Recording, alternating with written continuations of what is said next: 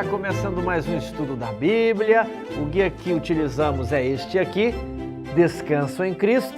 E chegamos à lição de número 11, Ansiando por Mais. Ansiando por mais. O que é que vamos estudar aqui? Antes, eu quero mostrar os livros da editora Luz do Mundo. Esse aqui já é muito conhecido. Madison conta uma história de pioneirismo de Sutherland e Magan lá nos Estados Unidos ao estabelecer uma escola que seguia todos os conselhos sobre educação dados por Ellen White e pela Bíblia. Aqui nós temos Por que Jesus Ainda Não Voltou, do doutor pastor adventista Herbert Douglas, Bateria, Rock e Adoração. A música moderna na igreja de hoje. Olha o nome do autor, Cal Setalbacides. Muito interessante e muito curtinho, né? Temos aqui Na Presença do Eterno, é um estudo sobre o uso da carne nas Escrituras, do pastor adventista Sérgio Monteiro. Aqui nós temos um outro livro, Marcados pelo Futuro. Vai aqui examinar as epístolas de Pedro, do pastor adventista Douglas Reis. E aqui nós temos outro livro do pastor Douglas Reis, Explosão Y. Esse aqui é um livro bem mais substancioso, né? Ele é maior, possui mais páginas. É um dos meus preferidos. Ele vai falar sobre pós-modernismo, né? Vários temas envolvendo essa era pós-moderna e as nossas verdades fundamentais na igreja. Você que tem filhos adolescentes, você que tem jovens em casa, você precisa estar muito bem informado disso aqui, ó. Adventismo, pós-modernidade e gerações emergentes. Você precisa saber dialogar com seu filho, saber os pensamentos, os raciocínios e ter uma boa resposta para dar. Às vezes muitos pais começam a dialogar com os filhos e os filhos ganham as discussões, né? E os pais não têm argumentos bíblicos para orientar certas coisas, né?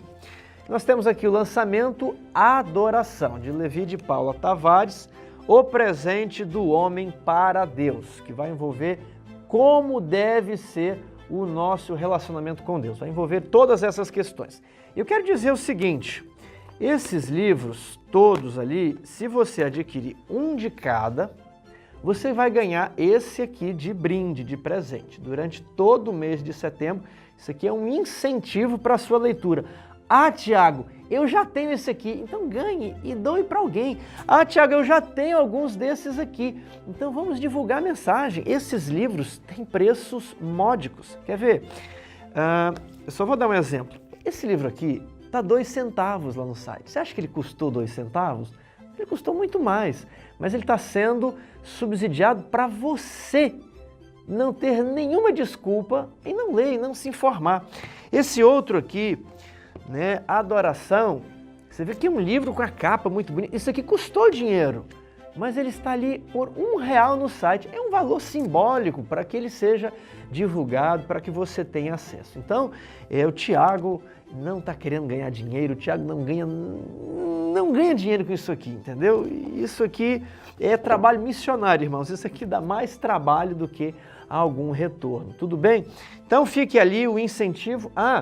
Tem um livro, só um pouquinho, eu vou me esticar aqui, A Astronomia é a Glória do Adventismo. Esse aqui já está esgotado, mas quem desejar adquirir a segunda edição já tem lista de espera. Você vai ver o link aqui embaixo e vai se inscrever na lista de espera lá no site concertoeterno.com. Tudo bem? Dito isto, vamos para o nosso estudo. Eu vou colocar os livros aqui para eles não atrapalharem o nosso cenário. Vamos lá. Alguém me perguntou, Tiago, por que tem uma cruz aqui em cima da sua mesa? Tem uma cruz aqui na capa da lição, né? Pra gente... É só para ficar bonito aqui em cima da mesa, viu? Nada demais. Ansiando por mais, lição número 11. A parte de sábado começa falando de um museu de arte em Nova York que abriga a maior maquete arquitetônica de uma cidade em todo o mundo. Então, são 870 metros quadrados. Grande. Lá em Israel existe uma outra maquete da cidade de Jerusalém também, igualmente grande, mas essa aqui é a maior. Porém, ela é apenas uma cópia, um modelo, uma representação de algo mais grandioso, mais profundo e mais complexo que a própria maquete. Nós podemos dizer que a maquete ela é apenas uma sombra da cidade de Nova York. Então, olhar a maquete vai lhe dar uma noção da cidade de Nova York, mas andar ali nas ruas de Nova York, eu já pude visitar, andar em cima daquele ônibus, admirar os altos edifícios, né, a Estátua da Liberdade, o Central Park e todos os outros atrativos ali, é uma experiência superior que o símbolo. Mas o símbolo ilustra, o símbolo nos ensina como é a cidade. E aqui a lição de sábado conclui. As Escrituras estão repletas de modelos em miniatura de atividades e instituições que apontam para realidades celestiais. E é isso que nós vamos ver aqui no domingo. Essa lição está um pouquinho mais complicada, vai dar um pouquinho mais de trabalho, mas quanto mais trabalho, mais prazeroso é a teologia que se extrai.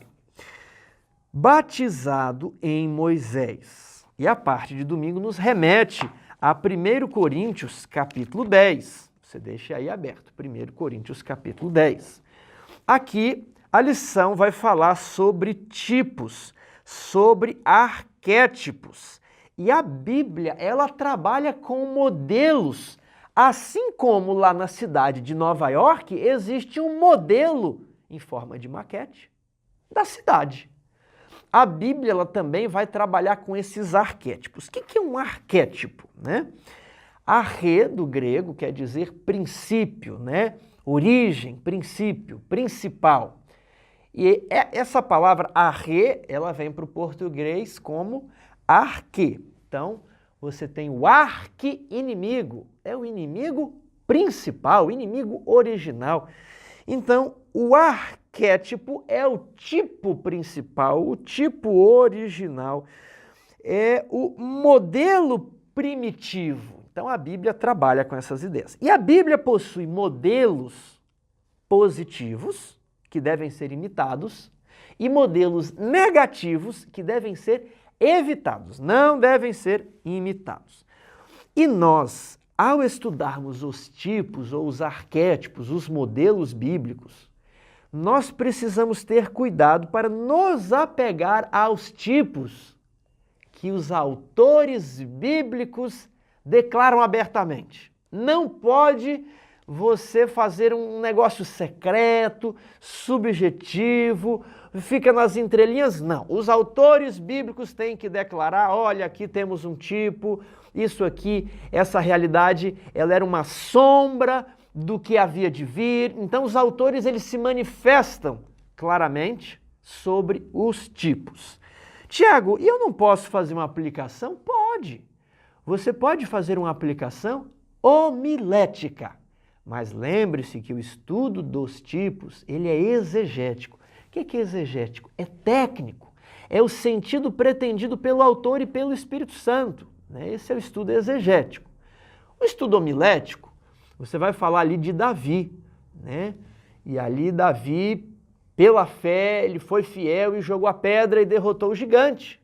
E aí você pode fazer uma aplicação. Quais são os gigantes na sua vida?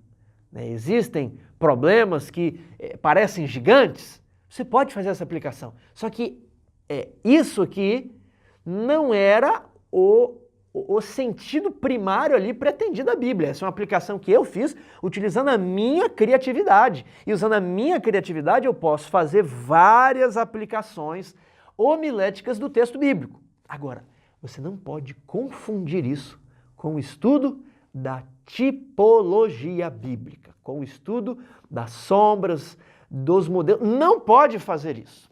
Porque se você começar a querer, com a sua criatividade, montar tipos bíblicos, nós chamamos isso de alegorismo. É uma interpretação alegórica que foge completamente ao contexto. Ela fere, ela viola o texto bíblico. Então, eu quero dar um exemplo de pessoas que levam essas alegorias longe demais e elas querem fazer equivaler uma aplicação homilética com uma aplicação exegética. Então, as pessoas pegam lá, né? O Apocalipse, ele é um livro de símbolos.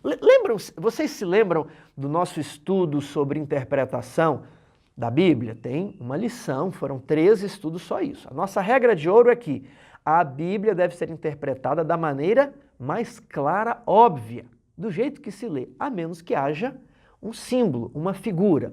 Lá no Apocalipse está cheio de figuras. A mulher, a besta. A mulher é um tipo de quê? De movimento religioso. Né? Ou do bem ou do mal. Aí você tem a mulher pura e a prostituta. Você tem animais grotescos, eles são símbolos ali de impérios bíblicos, de países, né? De nações. Então você tem isso no Apocalipse. E aí você vai procurar qual que é o correspondente a esse símbolo. Agora, muitas pessoas pegam ali no Antigo Testamento, leem uma história ou outra, e por sua criatividade levam esses tipos ao extremo, levam isso aí longe demais, né? Pegam a história ali de Balaão, olha o que Balaão simboliza, né? O que a jumenta pode simbolizar os muçulmanos, mas aqui, né, o decreto dominical, e aí você pega cada história da Bíblia e transforma aquela história numa profecia. Olha, Davi, na verdade, vai representar os 144 mil, Golias vai representar a Rússia, e a Rússia e os Estados Unidos é Saul, e os Estados Unidos não têm coragem de enfrentar a Rússia. Isso sim, do jeito que você tiver criatividade, você pode fazer, mas isso é levar longe demais, né, as alegorias, não utilizar o sentido pretendido pelo autor bíblico. Então você precisa ficar atrelado aos sentidos, às tipologias bíblicas, nada de inventar tipologia, né? Aí você vai cair no alegorismo. Usar a tipologia bíblica, sim. A Igreja Adventista, ela é fundamentada no estudo tipológico das festas judaicas. Tem vídeo aqui no canal sobre isso. Mas aqui em 1 Coríntios 10, Paulo, ele vai fazer uma tipologia do povo de Israel, uma tipologia negativa que deve ser evitada. Olha lá. 1 Coríntios 10, 1. Ora, irmãos, não quero que ignoreis que nossos pais estiveram todos sob a nuvem e passaram pelo mar, tendo sido todos batizados, assim na nuvem como no mar, com respeito a Moisés. Todos eles comeram de um só manjar espiritual e beberam da mesma fonte espiritual, porque bebiam de uma pedra espiritual que os seguiam, e a pedra era Cristo. Entretanto, Deus não se agradou da maioria deles, razão porque ficaram prostrados no deserto. Então isso aqui é um modelo. Paulo ele vai declarar no verso 6, ora, estas coisas se tornaram exemplos, modelos, tipos, arquétipos para nós, a fim de que não cobicemos as coisas más como eles cobiçaram. Então esse é um modelo a ser evitado, né? Agora, tanto presbiterianos, luteranos, católicos, pessoas que têm a prática do batismo infantil, levam essa tipologia aqui longe demais para justificar que um pouquinho de água na cabeça cumpre o rito do batismo, mas não cumpre. O que eles argumentam? Olha aqui, o próprio Paulo falou que eles foram batizados, mas eles não passaram no meio do mar em seco? Passaram, né? Eles atravessaram o deserto ali, né, em seco. Mas Paulo diz que eles foram batizados. Então, se a gente jogar só um pouquinho de água, nós estamos batizando. Olha, aí a pessoa está levando a tipologia longe demais, está fugindo do texto bíblico, do propósito. Paulo está falando aqui, ó, todos eles não viram o Mar Vermelho, inclusive passaram dentro do Mar Vermelho, né? Eles estavam familiarizados com aquilo, viram a nuvem, viram a comida que caía do céu, a água que saía da rocha. E mesmo assim, tendo visto tudo isso, não tiveram fé. Foram desobedientes, foram incrédulos. E isso sirva de exemplo para vocês. Muitos aqui, né, talvez estão pedindo um sinal. Eu queria viver nos dias de Jesus. Eu queria ver Paulo fazer um milagre. E aí, né, Paulo fala assim, olha, Eles viram um monte de milagres e foram incrédulos. Isso que sirva de exemplo para vocês. Deus não se agradou da maioria deles. Não vos façais, pois, idólatras, como eles fizeram, né? Verso 8, não pratiquemos a imoralidade como eles praticaram. Verso 9, não ponhamos o Senhor à prova como eles colocaram. Verso 10, não murmureis como alguns deles murmuraram e foram destruídos. Então, cuidado! Cuidado de você estar inquieto, reclamão, murmurador, imoral, né, vulgar. Cuidado com tudo isso. Verso 11, estas coisas lhe sobrevieram como exemplos e foram escritas para advertência nossa, de nós outros sobre quem os fins dos séculos têm chegado. Então, da mesma forma que Deus se relacionou com Israel por meio de uma aliança, Deus se relacionou com a igreja por meio de uma aliança. E se você fica quebrando a aliança, vivendo uma vida como um pagão comum, cuidado, você vai ter o mesmo fim que os outros lá. Deus vai se desagradar e você ficará prostrado no deserto desse mundo. E eu gosto do verso 13, né? Não vos sobreveio tentação que não fosse humana, mas Deus é fiel e não permitirá que sejais tentados além das vossas forças. Eles não suportaram algo sobrenatural que não puderam resistir. Não, foi incredulidade mesmo, foi falta de fé mesmo, foi porque decidiram, né? Juntamente com a tentação, Deus nos provê sempre o livramento de sorte que possais suportar. Tudo bem? Então, a aplicação ela é uma criatividade nossa e não é equivalente a um tipo bíblico que decorre do texto bíblico. Então, por mais que haverá uma crise no final, nós não podemos pegar a história de Esté e falar, olha, Assuero representa Deus, né? Esté representa a igreja, uma mulher representa a igreja. Mardoqueu vai representar Jesus, né? Amã representa o Papa, o decreto. Cuidado com esse tipo de aplicação. Ali nos diz uma história, né?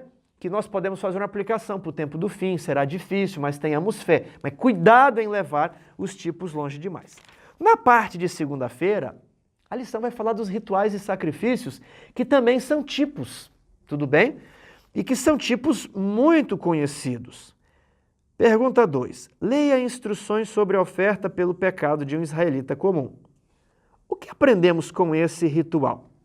Aprendemos que o sacrifício ilustrava como o pecado devia ser pago, como o pecado devia ser expiado.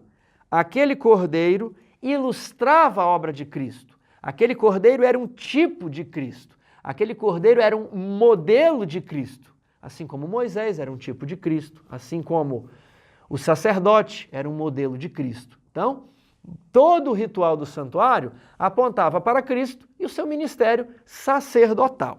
O que é levar longe demais o ritual do santuário, como já vi? É a pessoa começar a se deter em aspectos do santuário que não estão declarados pelo texto. Eu vou dar exemplo, irmãos, que é muito fácil, já que a Igreja Adventista, ela se fundamenta na tipologia bíblica verdadeira das festas judaicas, e ela estuda os livros de Daniel e Apocalipse, que são livros simbólicos. É muito fácil um adventista incorrer numa tipologia exacerbada. Por exemplo, o que representa os ganchos que ficavam ali sustentando as cortinas do santuário?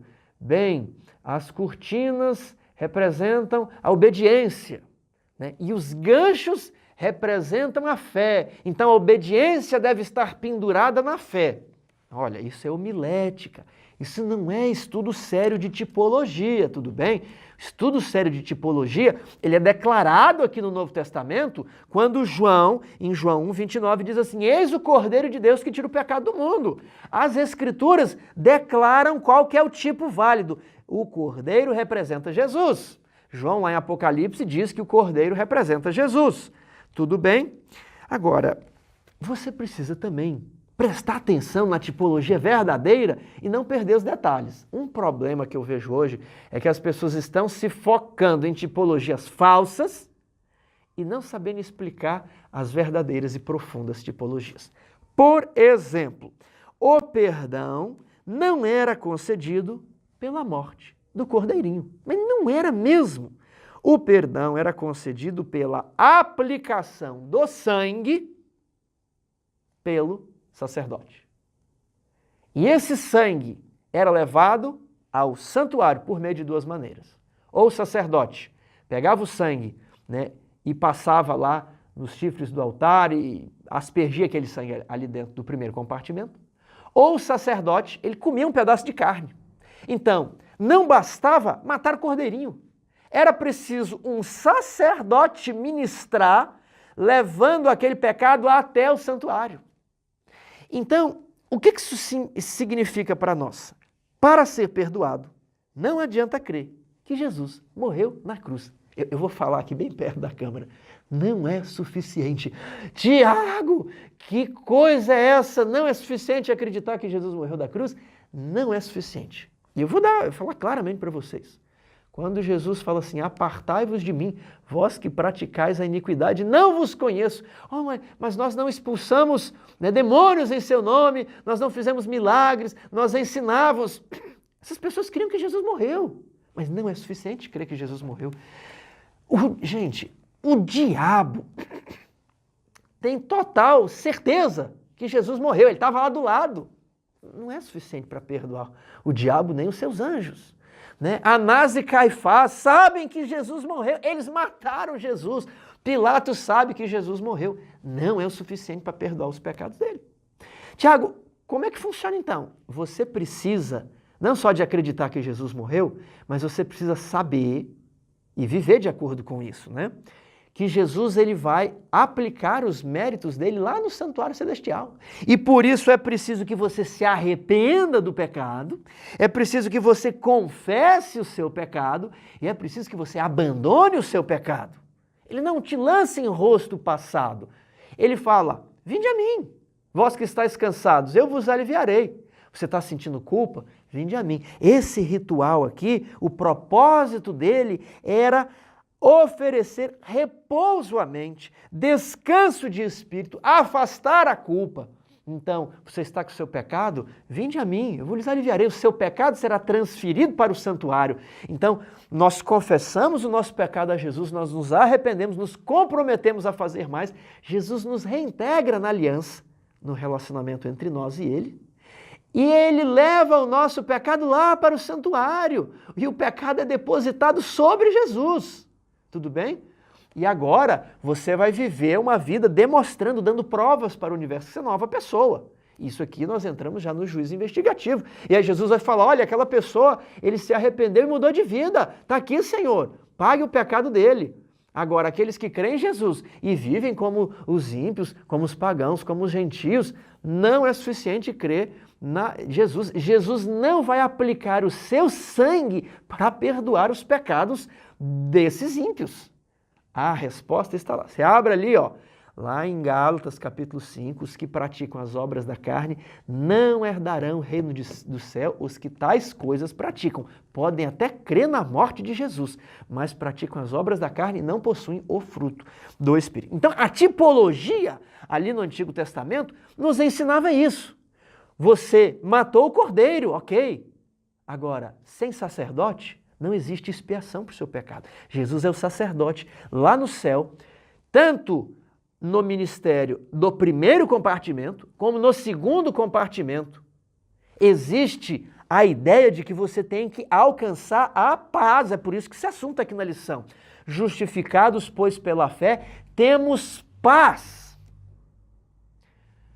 Hoje, o que mais atormenta as pessoas é a culpa. Por isso tem tantas pessoas com depressão, com ansiedade. A ansiedade é a culpa pelo tempo perdido, o medo de não conseguir. E muitas pessoas vão fazer psicologia para se entender, para entender os outros, né? E muito do que é ensinado em psicologia, sim, o que está atormentando você é a sua culpa. São os seus remorsos, o seu pai oprimiu você, é aquela professora, é aquele tio que exigia disciplina, era o seu pai que exigia que você engraxasse o sapato, é a sua mãe que te dava uns beliscãos, né? Passava metiolate no seu machucado, é aquele ancião que falou que seu cabelo estava grande demais, mandou você cortar, e agora você é um rapaz oprimido pelas suas culpas. Mas a religião é o ópio do povo, a religião está te oprimindo. E aí vários psicólogos aí pagãos, ímpios, né? Dizem que não existe Deus, viva do jeito que você quer, pratique as obras da carne, receba os prazeres da carne, seja feliz, né? Liberte-se. Isso aí nunca, esse estilo aí nunca alcançará a paz. A paz só vem quando somos justificados pela fé em Cristo Jesus. E é isso que o ritual do santuário ensinava. Alguém libertou você das suas culpas. As suas culpas estão lá no santuário. E no dia da expiação elas seriam postas sobre o bode Azazel, que seria levado para morrer à míngua no deserto. As suas culpas são afastadas de ti. Os seus fardos são colocados sobre o portador de fardos. Tenha descanso espiritual. Tenha paz. Tenha tranquilidade. Temos muitos hinos na igreja que falam sobre paz. Um dos meus preferidos é o que a Zilda cantava com o Elias de Azevedo. Calma e paz, só Jesus pode dar esta paz que no mundo não há. Ok? Então, o que tudo isso tem a ver com Hebreus capítulo 3 e 4? É que aquele descanso, eu já vou resumir a ideia, não é o descanso sabático. Uma vez algumas pessoas me perguntaram, Tiago, Hebreus 3 e 4 está falando do sábado do sétimo dia, até menciona lá, mas o propósito, aquele descanso ali que o povo não entrou e que nós devemos entrar, é o descanso da graça, é esse descanso mental. Sabe quando você não faz o que é certo e você fica com a consciência pesada? Eu ainda não fiz a escala na igreja, eu estou com a minha consciência pesada, estou um pouco inquieto. Por quê? Porque eu estou negligenciando um dever, eu tinha que ter feito a escala de setembro, não é? Mas eu vou fazê-la ainda até o fim de semana. Então temos que fazer os nossos deveres. Quando nós pecamos, transgredimos a lei, nós vamos ficando com os fardos, nós vamos ficando com a mente culpada e nós vamos carregando aquilo, ai, a minha vida está toda errada, meu casamento, olha o que eu estou fazendo com os meus filhos, e isso tem que ser resolvido. Então a pessoa que está negligenciando deveres conhecidos, ela não tem paz, ela tem culpa. Por isso, para que você encontre a paz, lembre-se que Jesus perdoa você. E agora você vai viver em novidade de vida, observando todos os mandamentos de Deus, e você vai ter aquela paz do céu, a paz da graça na sua vida. Olha aqui esse texto de O Comentário Bíblico Adventista, volume 7, página 1033, é um texto de Ellen White.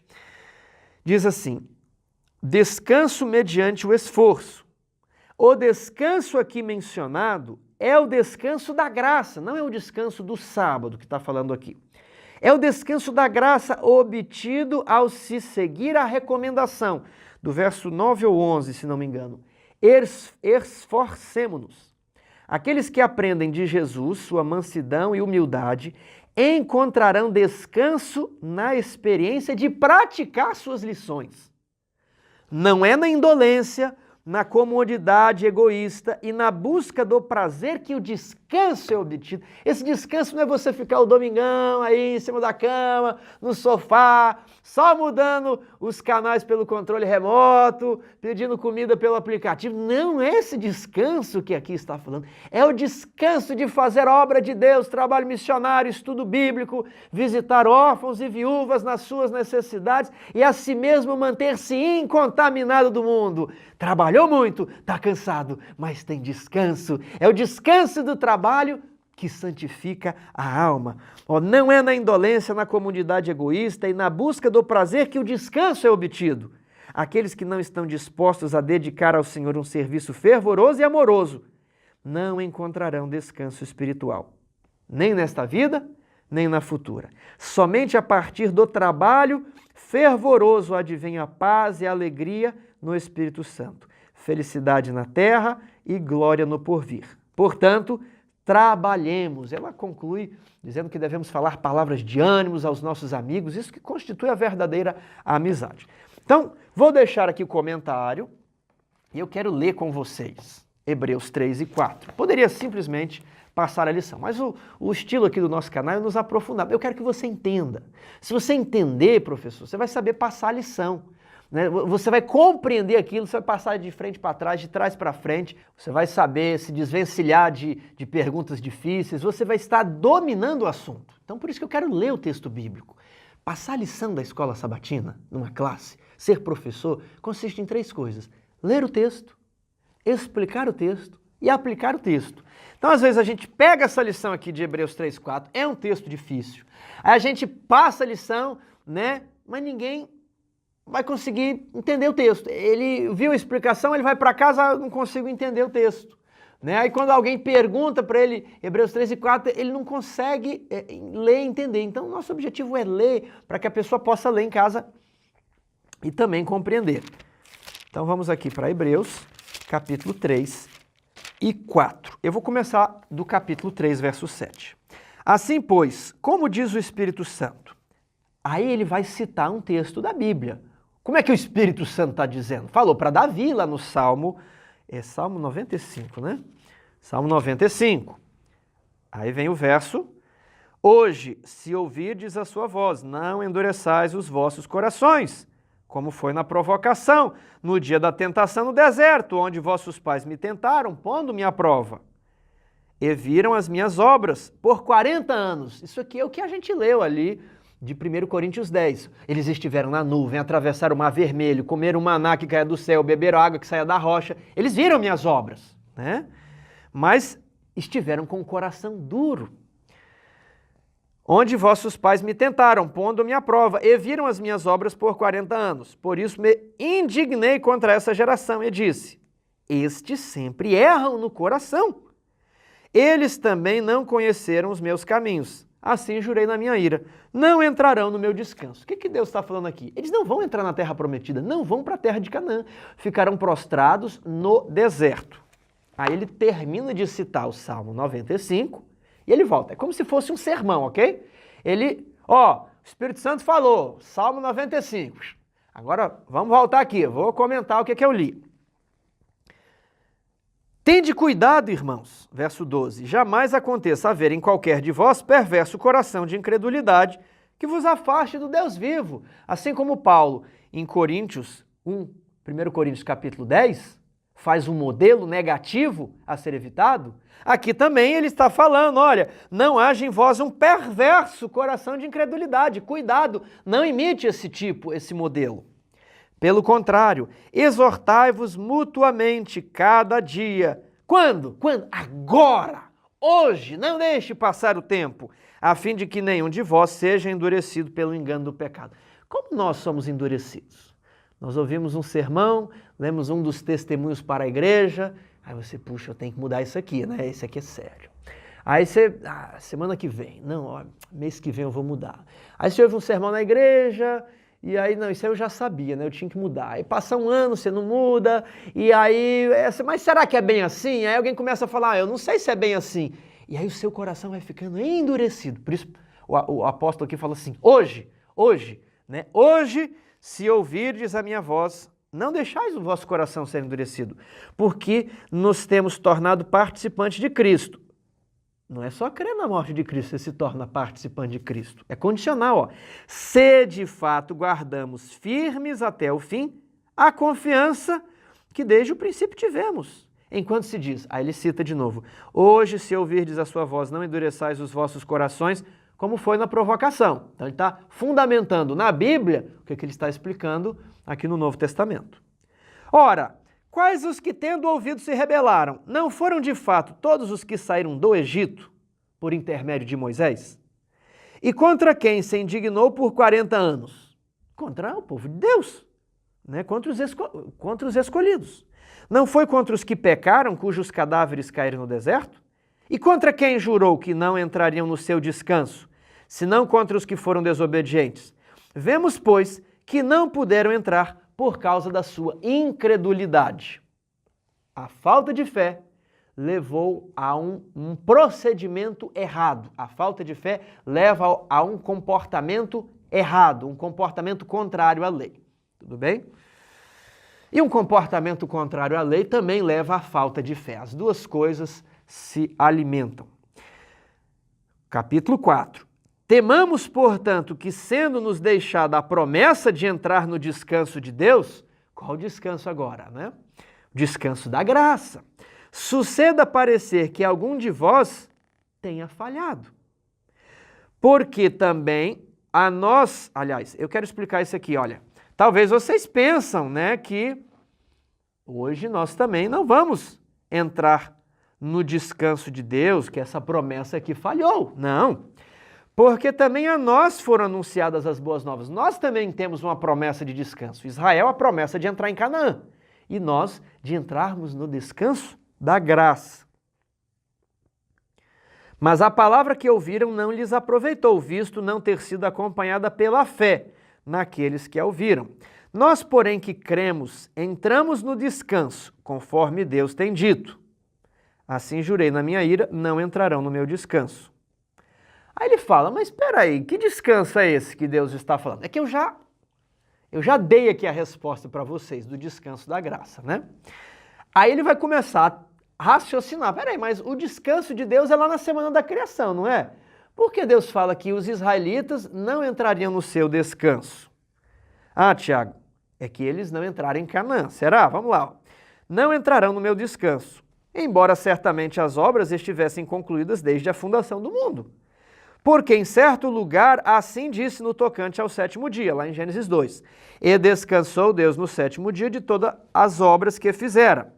E novamente, né, lá no Antigo Testamento diz, não entrarão no meu descanso. Olha, se Deus já descansou, como é que eles não vão entrar no descanso? Um está no passado, o outro está no futuro, né? Visto, portanto, que resta entrarem alguns nele e que por causa da desobediência não entraram aqueles aos quais anteriormente foram anunciadas as boas novas, de novo determina certo dia. Hoje, falando por Davi, muito tempo depois, segundo antes fora declarado, hoje, se ouvires a sua voz, não endureçais os vossos corações. Ora, se Josué lhes houvesse dado descanso, não falaria posteriormente acerca de um outro dia, um outro momento, uma outra oportunidade. O que ele está querendo fazer assim? Talvez os judeus que estavam aqui, contrários ao cristianismo, eles podiam dizer, Josué nos deu descanso, nós possuímos a terra.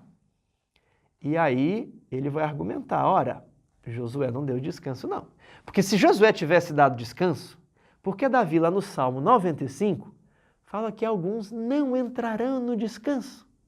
É porque o descanso não consiste simplesmente em entrar na terra, vocês até entraram, mas não tiveram descanso das suas fadigas, foram afligidos pelos inimigos. É só você ler o livro de Juízes, acabaram de entrar na terra, foram incrédulos, passaram a desobedecer, né? Incrédulo não é assim, eu não acredito em Deus, não. Credulidade leva à desobediência. Aí foram afligidos pelos midianitas, pelos moabitas, pelos amonitas, que iam lá, roubavam a comida, aí tem a história de Gideão, de Jefté, de Baraque, de Débora, né? Sansão, as histórias ali dos juízes, tudo bem? Aí depois teve Saul. E eles descansaram um pouco no período de Davi e Salomão. E é justamente Davi quem escreve o Salmo. Não entrarão no meu descanso. Então, de qual descanso é que está falando? Aí ele fala aqui, no verso 9. Portanto, resta um repouso para o povo de Deus. Resta um descanso. Né? Qual que é o descanso? Interessante aqui que aqui no verso 9, quando ele fala resta um repouso, ele usa o verbo grego, ele usa a palavra sabatismos, né? E no outro ele usa kata, que eu não me lembro, para descanso, mas é diferente, né? É claro que Shabat tem a ver com descanso, ok? Mas é interessante esse trocadilho. Resta um repouso, resta um descanso para o povo de Deus. Qual é o descanso que os israelitas tiveram? Entraram na terra, mas não tiveram descanso das suas fadigas, né? Deveriam ser libertos da escravidão, mas foram novamente escravizados por seus inimigos. Não entraram no descanso, porque tiveram um coração incrédulo. E aqui eu quero ressaltar que a incredulidade, ela se contrapõe à fé. Qual que é o produto da fé? Obediência. Qual que é o produto da incredulidade? Desobediência. Veja aqui, verso 6. Visto, portanto, que resta entrarem alguns nele, no descanso, e que por causa da desobediência não entraram, aqueles aos quais anteriormente foram anunciadas as boas novas. Tudo bem? Então, cuidado com essa ideia de fé sem obra. Isso é uma discussão tola, isso é uma falsa encruzilhada. Sabe aquela falsa encruzilhada? Que você prefere? Subir até a Lua ou encostar na Lua ou encostar no Sol? Nenhum dos dois, não tem como você fazer isso, né? A falsa encruzilhada, ela propõe um falso dilema, né? Ou você ama Deus ou você ama os homens, né? É o seguinte, quem ama Deus ama os homens. Quem ama o próximo ama Deus, não é um falso dilema. É fé ou obras? Não, quem tem fé tem obras, quem tem obras tem fé. Não tem como ter só um dos dois, entendeu? Essa fé só de, eu acredito, vou para a igreja, creio nas doutrinas, isso não é fé no sentido bíblico, isso não é fé no sentido de Hebreus, entendeu? Olha aqui, terça-feira ainda, vou ler algumas coisinhas. O tema da perseverança e da fidelidade é importante nesse texto. O foco principal é o chamado para o povo de Deus, perseverar na fé, permanecer fiel. Então a lição muito bem traz essa percepção. Fé é a mesma coisa que fidelidade.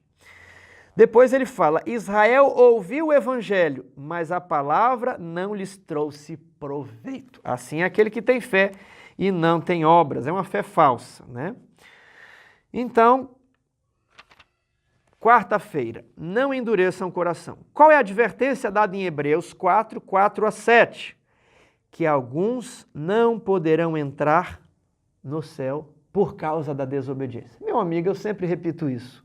Lemos, pregamos, cantamos que Israel, foi o povo escolhido de Deus, que Jesus quis atraí-los como a galinha, quer colocar os pintinhos debaixo de suas asas, que Deus foi tão amoroso, quanto poder, quantos milagres, quanto cuidado, mas eles adoravam Baal, eles sempre quebravam aliança, eles sempre desrespeitavam o sábado, e a gente fala, esse povo de dura serviço.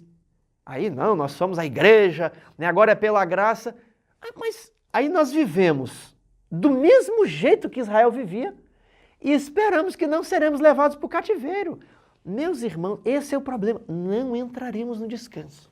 Esse negócio daquela vida inconstante é o que Davi sentiu quando ele falou, Senhor, cria em mim um coração puro, renova dentro de mim um espírito inabalável. Não é o espírito que fica naquela vida de pecado, é um espírito inabalável, porque o que fica naquela vida de pecado é o da consciência pesada, você não tem paz. Você deita no travesseiro e fala assim, preciso melhorar. Aí você vai para o culto de sexta-feira, lê ali um texto de Ellen White, aí as pessoas, nossa, isso aqui é pesado. Aí você não quer mais nem ouvir falar de Ellen White, porque aquilo aflige o coração. Aí você fica querendo só os sermões tranquilinhos, para te dar paz, para te dar um bálsamo, porque você chega na sua vida e você começa a ficar ansioso, está tudo errado, você está negligenciando deveres conhecidos, não vai entrar no descanso. Se nós quebramos a aliança como Israel quebrava, nós não teremos um destino diferente, teremos o mesmo destino de Israel. Estou falando aqui, gosto de passar a lição pregar, isso aqui é uma pregação para todos nós, ninguém está imune, aquele que estiver de pé, cuidado para que não caia, está lá em 1 Coríntios capítulo 10, já lemos. Não vai possuir descanso espiritual, nem saúde da mente, quem negligencia deveres conhecidos. Meu amigo, você já ouviu falar nas reformas a que a igreja adventista se propôs? O adventismo não veio para falar assim, Jesus vai voltar. Não, o adventismo veio para operar reformas. Sábado é uma reforma, depois veio a reforma da alimentação, 1863, depois da reforma do sábado. Depois veio a reforma da educação, 10 anos depois da reforma de saúde. Você tem a mensagem da reforma do vestuário. Tiago, isso é coisa de Ellen White. Não, a modéstia é um assunto do Novo Testamento. Paulo fala que as pessoas deveriam ser modestas. Pedro fala, então a modéstia é e ela não estava sendo praticada. O adventismo vem para restaurar a modéstia cristã. O adventismo vem para restaurar a verdadeira adoração e para acabar com o entretenimento vazio. Sim, recreação, sim, entretenimento não. Então, que tal a gente estudar isso, praticar isso e falar assim, justificados, pois, pela fé, tenho paz com Deus, Ele perdoou os meus pecados, Ele me habilitou para ser agora participante da nova aliança, não da letra, mas do Espírito. Não reine, portanto, o pecado em vosso corpo mortal. Romanos, capítulo 6. Leia ali o capítulo 5 e o 6. É a transição da fé para a santificação. Hebreus 4, 6. Sugere que aqueles que tinham ouvido a promessa divina do verdadeiro descanso não entrarão nele por causa da desobediência. Qual é a relação entre a desobediência e não entrar no descanso de Deus? Já falamos isso. Você é salvo pela graça e readmitido na aliança. Agora, uma vez na aliança, Deus te habilita e te capacita para obedecer. Se você não obedece, quer dizer que você nunca se arrependeu dos seus pecados. Nós ficamos ansiosos no mundo moderno, mas quando confiamos em Deus, entramos no descanso em Cristo. Não andeis ansiosos pelo que haveis de comer e beber. Irmãos, eu sou uma pessoa ansiosa, mas eu preciso confiar em Deus, que vai dar tudo certo, que eu vou conseguir gravar a lição, que eu vou conseguir cumprir meus compromissos, né? Esses dias eu li um texto, eu vou trazer esse texto na semana que vem, que Deus conhece e sabe as suas petições. Se você orou, fez a sua parte, e Deus já conhece as suas petições, aquietai-vos e sabei que eu sou Deus. Meu filho estava com medo de ladrões, ele falou, pai, eu sonhei que tinha um bandido embaixo da cama, um assaltante. Eu falei, filho, se ele entrar na casa é porque Deus deixou. E se Deus não deixar, ninguém vai entrar. Temos que trancar a porta, temos que fazer a nossa parte. Você não vai deixar carro aberto na rua, guardei meu carro na garagem. Né? Mas aquietai-vos e sabei que eu sou Deus. Quando Davi vai enfrentar Golias, ele fala assim para Saul, olha, Saul fala, você não pode enfrentar Golias. Ele fala assim, olha, eu matei o urso, eu matei o leão. Olha para mim, Saul, você acha que eu consigo matar leão? Eu não consigo. Mas se Deus me habilitou para matar urso e leão, Ele vai me habilitar para derrubar o gigante. É Deus, é o Senhor da guerra, é o Senhor dos exércitos, é o seu nome.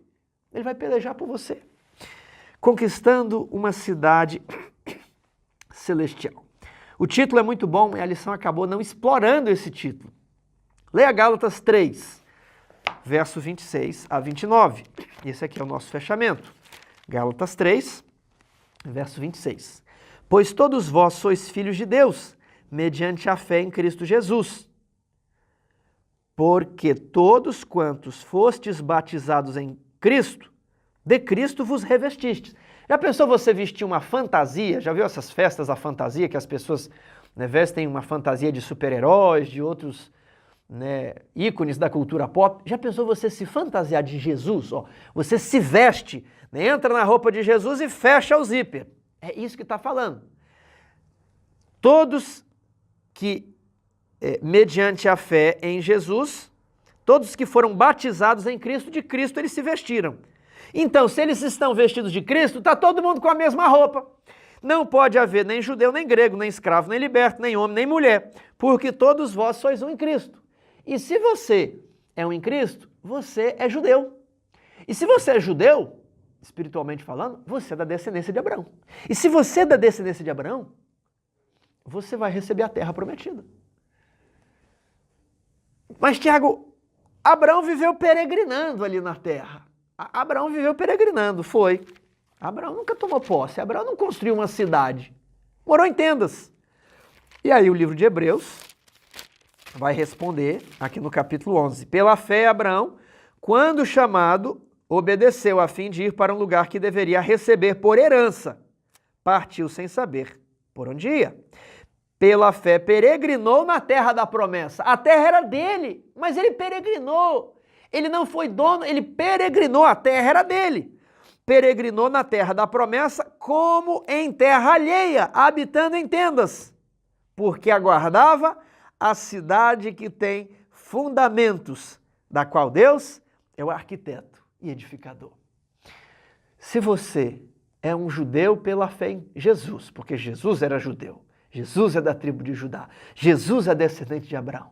Se você é descendente de Abraão, essa terra é sua, esse planeta é nosso, não é dos filhos das trevas, não é de Satanás. O príncipe deste mundo será finalmente expulso. Essa terra, talvez você mora de aluguel, talvez você queria ter um sítio, você não tem. Pela fé você vai receber, meu amigo. Não vai ser lá no paraíso em outro lugar, não. Esse planeta é nosso, porque no final dos tempos o reino será dado aos santos do Altíssimo. Os poderes das trevas serão desapossados. Aqueles empresários malignos que exploram o trabalhador, aqueles políticos maldosos que roubam dinheiro, desviam recursos, que estão ali nos congressos de vários países, praticando mal, buscando apenas os seus próprios interesses, permanecendo que milhões ficam em miséria, eles serão julgados e condenados. E aquelas fazendas que eles possuem lá no Mato Grosso, lá no Centro-Oeste, lá no norte do país, isso será dado aos santos do Altíssimo. As riquezas serão repassadas a nós. Não fique preocupado se você é um peregrino em terra estranha. Abraão também foi. Tenha fé. A cidade santa vai descer. Isso aqui será nosso, nós tomaremos posse. A história de Abraão é um modelo, é um tipo para ilustrar que ainda que nós habitamos de casa de aluguel, pobres, mas se formos fiéis a Deus, isso aqui é apenas uma curta peregrinação. Em breve as cortinas serão abertas, nós veremos os anjos, tanto os anjos maus como os bons. O conflito terminará e Jesus virá nos resgatar. Essa semana eu li que um afegão não conseguiu fugir de Cabul. Vocês sabem que a cidade foi tomada pelos talibãs e muitos afegãos que foram empregados ou ajudaram o Estado americano correm risco de vida. E houve um desespero para deixar Cabul, para ir a lugares onde existe a liberdade religiosa. Mas muitos não conseguiram sair. E um homem enviou o seu pedido de ajuda. Ele falou: Senhor Joe Biden, lembre-se de mim. E então a reportagem contou que Joe Biden e o senador americano John Kerry, que são pessoas muito importantes hoje no governo americano, um é o presidente, o outro está ali na cúpula do poder. Eles foram fazer uma visita, um passeio aéreo de helicóptero e por causa da neve, o helicóptero teve que fazer um pouso forçado. Eles caíram no meio do conflito e um afegão foi intérprete do presidente Biden, do presidente americano, e os guiou em segurança, lhe prestou todos os auxílios naquela terra estranha. E esse homem não conseguiu deixar o Afeganistão. Esse homem está escondido com a sua família, com seus filhos, temendo aqueles inimigos talibãs, temendo que eles matem ele e todos os seus familiares. E quando o apelo desse homem ganhou as redes de comunicação, o governo americano enviou uma mensagem para ele: meu amigo, o governo americano sente-se honrado pelos seus serviços. Não tenha medo, nós retribuiremos o seu serviço. Você será resgatado. E lendo essa história, eu não deixei de me emocionar e pensar que o nosso Senhor Jesus conhece cada uma das nossas aflições e Ele quer nos dar descanso.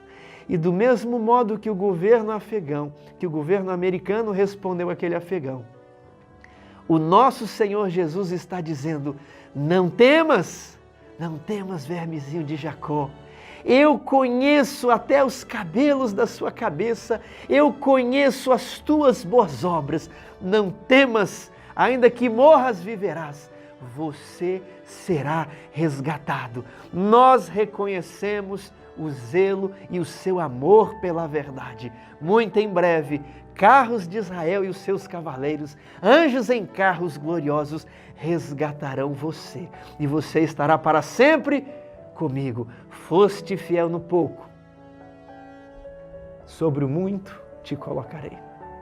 Que Deus o abençoe.